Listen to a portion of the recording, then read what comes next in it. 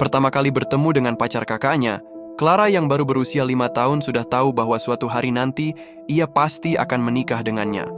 Maka, saat kakaknya dan sang pacar membicarakan pernikahan, Clara sengaja duduk di sebelah Esteban. Ia lalu mulai memindahkan vas bunga berulang kali hingga setahun lamanya, sampai ibunya menegurnya agar tidak usil. Namun, Clara kembali memindahkan vas itu ke hadapan Esteban demi menarik perhatiannya. Sayangnya, saat itu di mata dan di hati Esteban hanya ada sang kakak. Sejak lahir, Clara memiliki kemampuan berkomunikasi dengan roh dan meramalkan masa depan, sehingga orang-orang dari berbagai penjuru datang untuk meminta bantuannya.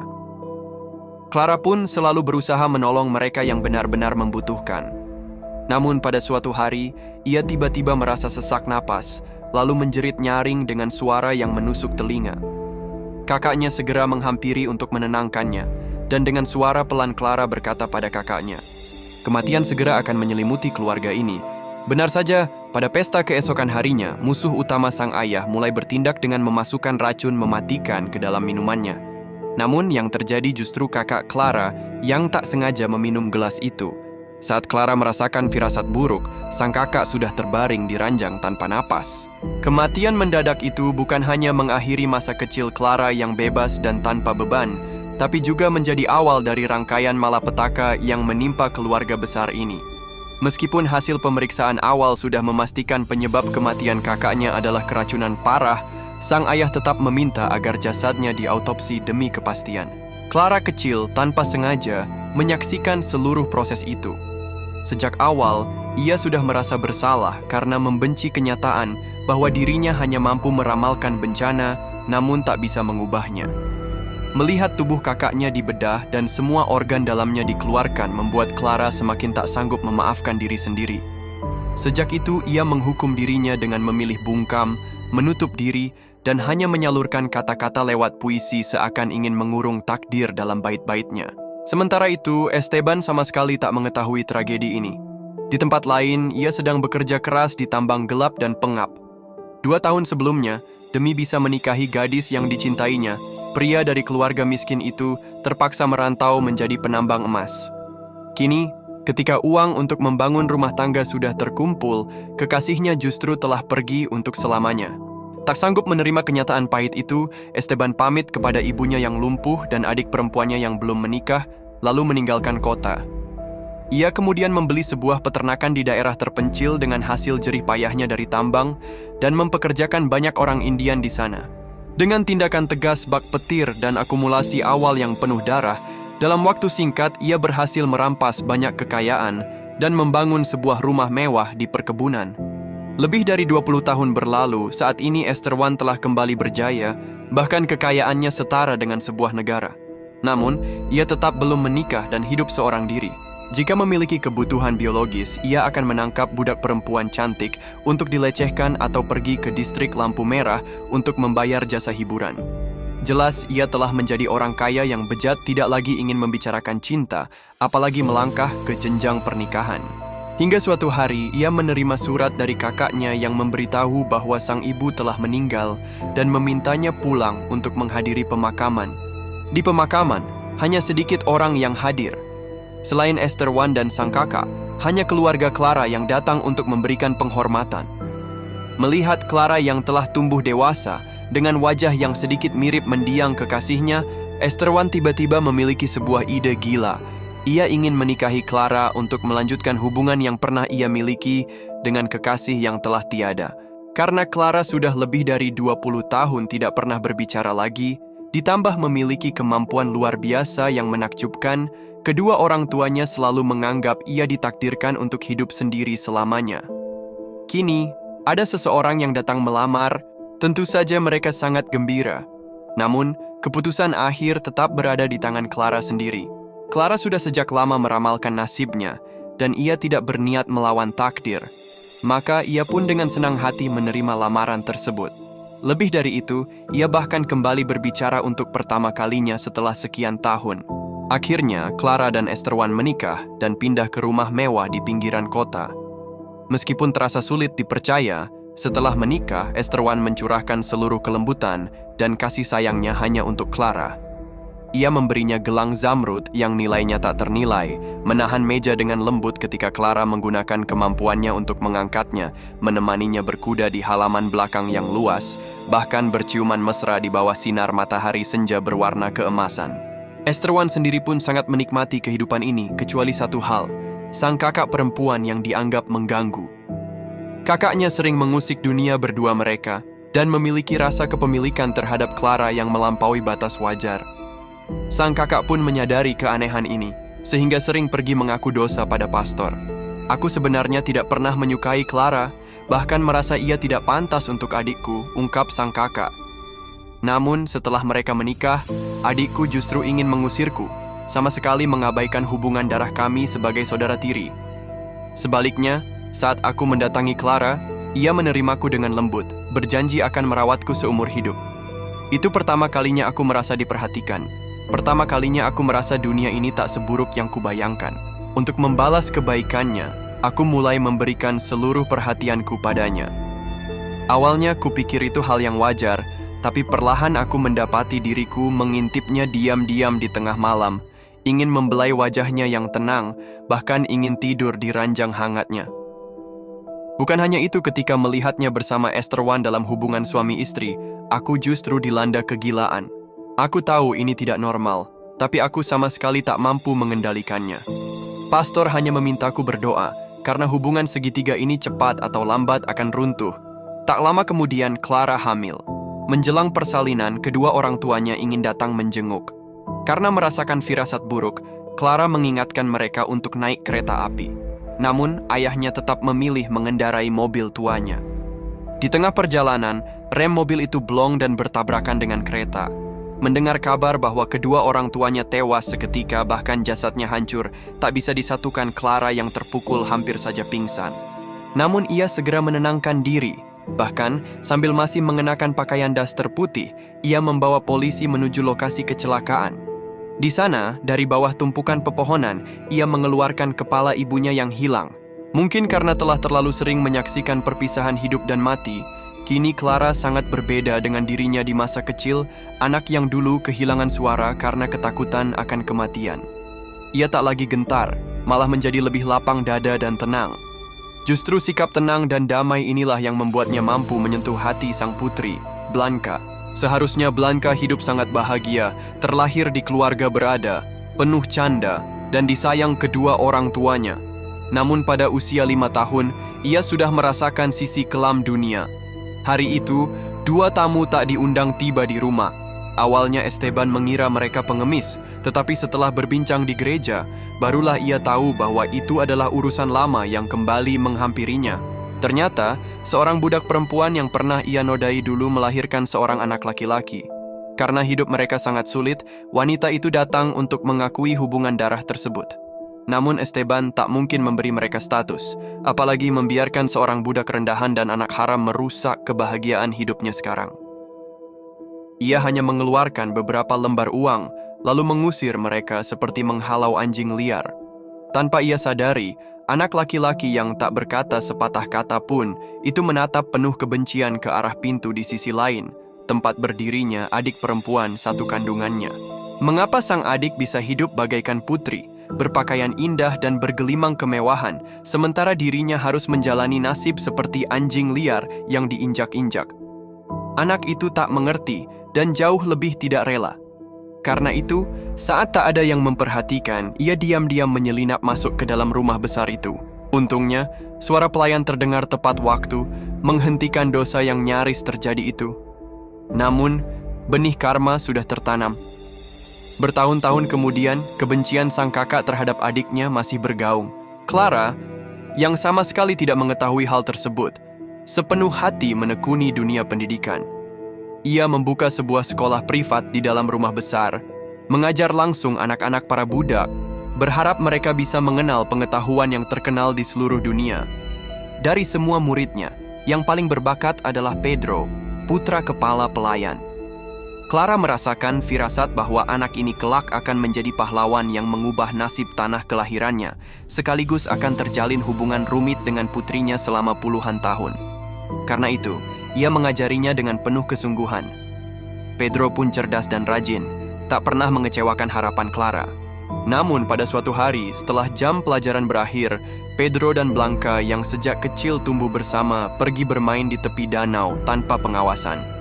Setelah mengetahuinya, Esteban murka.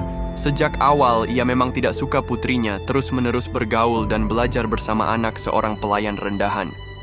Hanya karena Clara bersikeras, ia terpaksa menahan diri demi menghindari pertengkaran rumah tangga. Tetapi saat melihat Blanca kembali dalam keadaan kotor dari ujung kepala hingga kaki, amarah Esteban meledak. Ia bukan hanya memarahi putrinya, tapi juga langsung memerintahkan penutupan sekolah privat itu. Esteban bahkan mengirim Blanca ke sekolah asrama. Awalnya, ia mengira cara ini akan memutus hubungan kedua anak itu. Namun di luar dugaan, setiap liburan Blanca selalu diam-diam menemui Pedro di tepi sungai. Kini, setelah Blanca dewasa dan lulus, mereka memiliki lebih banyak waktu bersama. Agar tidak ketahuan, setiap malam Blanca harus melompat dari lantai 2, lalu berlari untuk memeluk dan mencium Pedro. Pedro memang pantas menerima pengorbanan seperti itu. Meski masih terikat di lapisan bawah masyarakat, ia adalah pemuda penuh semangat yang meyakini bahwa rakyat kecil pun berhak mendapatkan hak-haknya, bukan diperlakukan sebagai budak yang dibungkam dan dieksploitasi.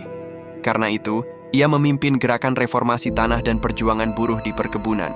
Suatu hari, saat sedang berpidato penuh semangat, mengajak para pekerja menuntut hak libur hari Minggu, Esteban memergokinya. Karena Esteban memegang senapan, tak seorang pun ingin kepalanya ditembus peluru. Mereka yang tadi berteriak lantang tiba-tiba diam membisu dan pergi dengan ketakutan, menyisakan Pedro seorang diri untuk menanggung cercaan dan cambukan. Meski begitu, Pedro tidak mau tunduk dan tidak menyerah. Menyadari bahwa posisinya sebagai penguasa mulai goyah, Esteban memutuskan terjun ke dunia politik, bergabung dengan kubu konservatif, dan dengan keras menentang segala bentuk kebijakan reformasi tanah. Tak hanya itu, demi memperkuat kekuasaannya, ia bahkan berniat menikahkan putrinya dengan seorang bangsawan Prancis. Malam itu, ia kembali menemui sang bangsawan untuk membicarakan rencana tersebut. Namun, sebelum pembicaraan sempat dimulai, seluruh ruang pertemuan tiba-tiba berguncang hebat tanpa seorang pun tahu apa penyebabnya. Namun Esteban segera bangkit dan bergegas pulang, khawatir Clara berada dalam bahaya.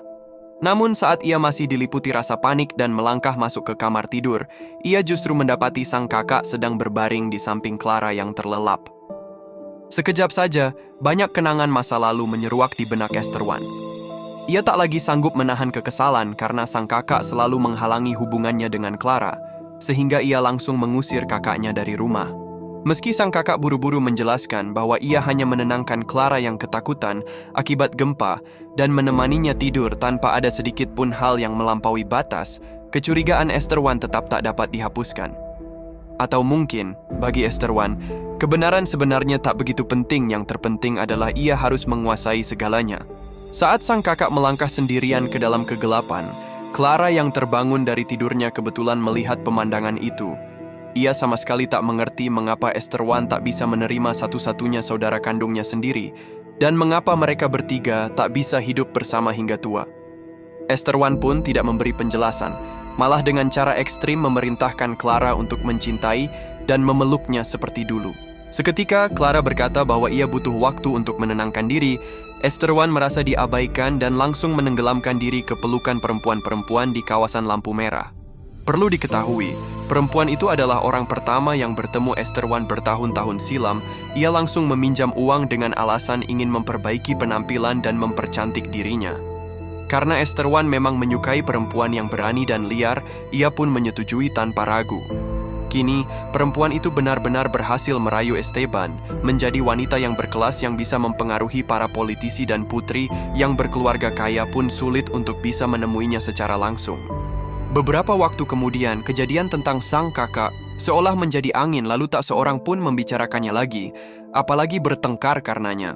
Namun, pada suatu malam saat Esteban, Clara, dan Blanca sedang makan malam bersama, angin kencang tiba-tiba menerpa dan membuka pintu. Tak lama kemudian, sang kakak masuk dengan wajah tanpa ekspresi, lalu menunduk dan mencium lembut wajah Clara sebelum menghilang tanpa suara.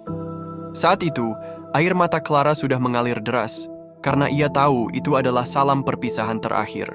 Benar saja, ketika Clara dan Esteban bergegas menuju tempat tinggal sang kakak pada saat itu juga, mereka menemukan bahwa ia telah meninggal sendirian di kamar sempitnya. Melihat sang kakak yang tewas dengan mata terbuka, Clara memang merasa sedih dan perih, tapi tidak terlalu larut dalam duka, karena ia yakin mereka akan segera bertemu lagi. Waktu demi waktu yang terus bergulir. Di tempat lain, Pedro pun tak henti-hentinya menggaungkan gagasannya di ladang. Tanpa sengaja Pedro bertemu Esteban dan ia langsung bergegas menunggang kuda dan pergi secepat mungkin. Sementara itu, demi mempercepat pernikahan Blanca, Esteban mengundang seorang bangsawan bergelar Count ke rumah.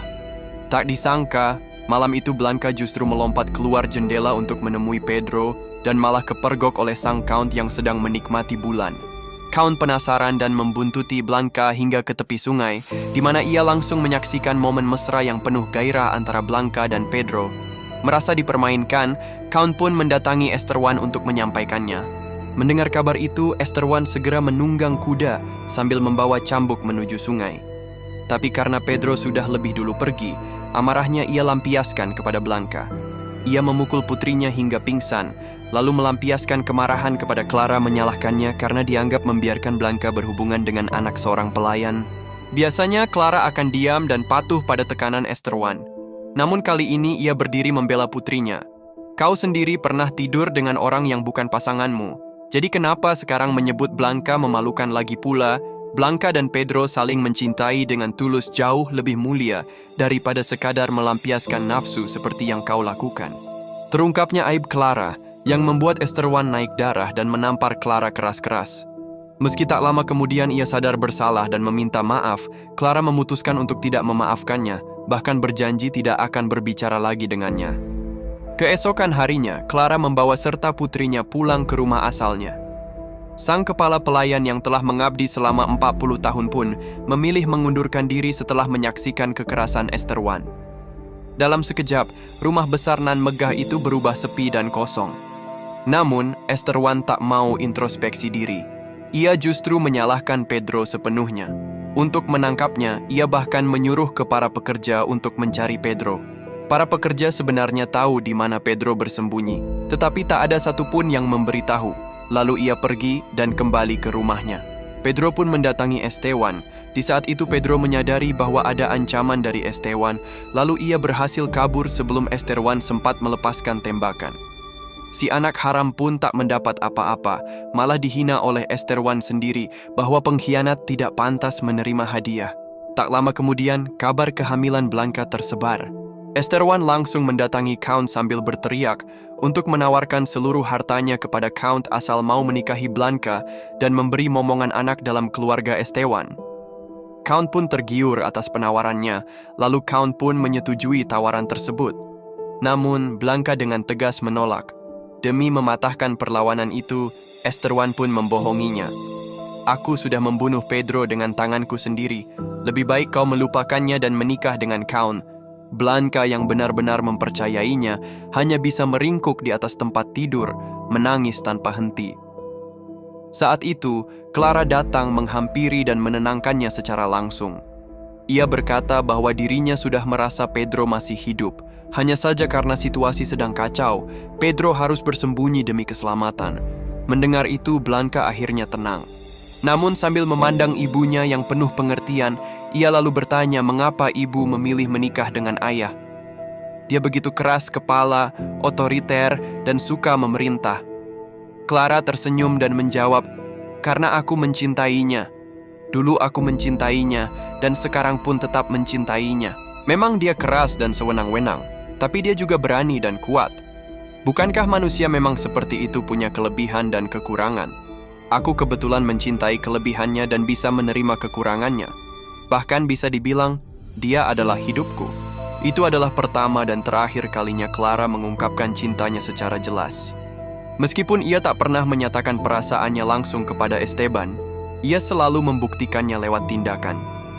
Misalnya, bertahun-tahun setelah mereka hidup terpisah, Esteban yang selalu merasa gelisah tanpa sadar datang ke rumah Clara seusai menghadiri pidato seorang senator. Clara yang sudah memprediksi kedatangannya pun duduk menunggu di ruang tamu. Puluhan tahun kehidupan telah mereka lewati. Dua insan yang dulu begitu muda dan penuh semangat kini telah berubah menjadi lebih tua. Luka sempit di hati yang dulu mengeras, perlahan tertutup seiring waktu. Esteban pun terus-menerus meminta maaf atas kesalahannya di masa lalunya. Meski Clara tetap memegang janjinya untuk tidak berbicara padanya, ia melambaikan tangan sebagai tanda menerima Esteban kembali lagi ke keluarganya. Sejak itu, mereka kembali ke kehidupannya yang rukun.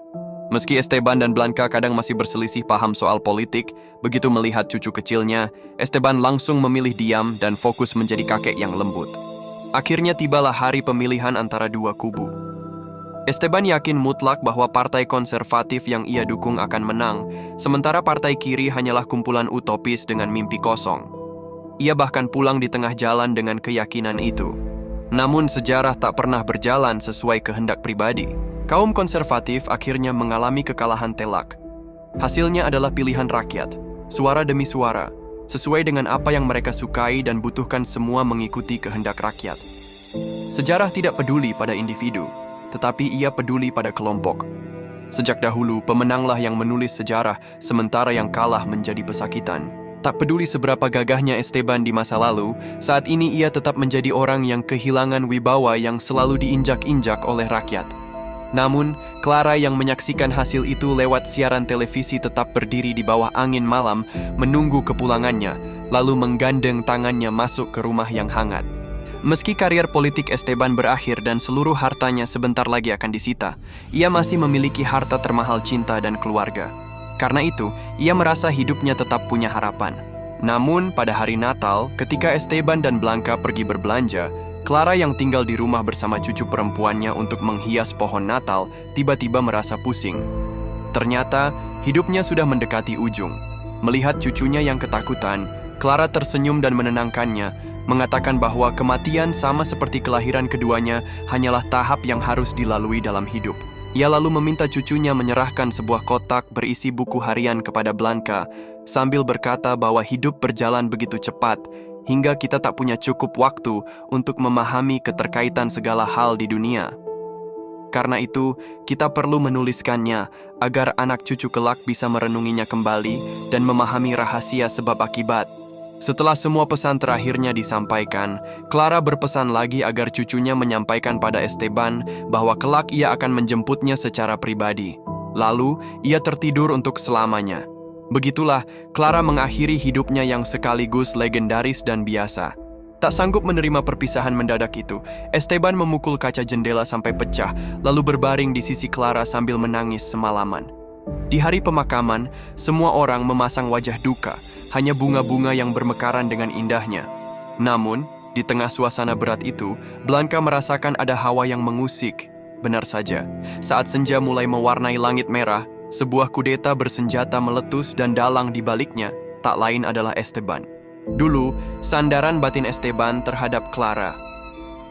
Kini, setelah Clara benar-benar pergi dari hidupnya, ia hanya bisa kembali terjun ke dunia politik untuk menutup kekosongan hati dan jiwanya.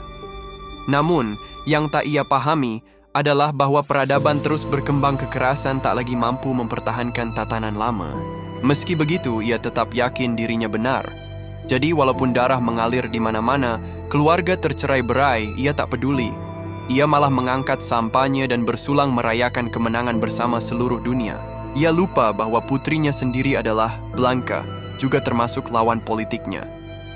Sejak kekalahan kaum konservatif, Pedro yang berada di pihak berseberangan mulai menghubungi Blanca.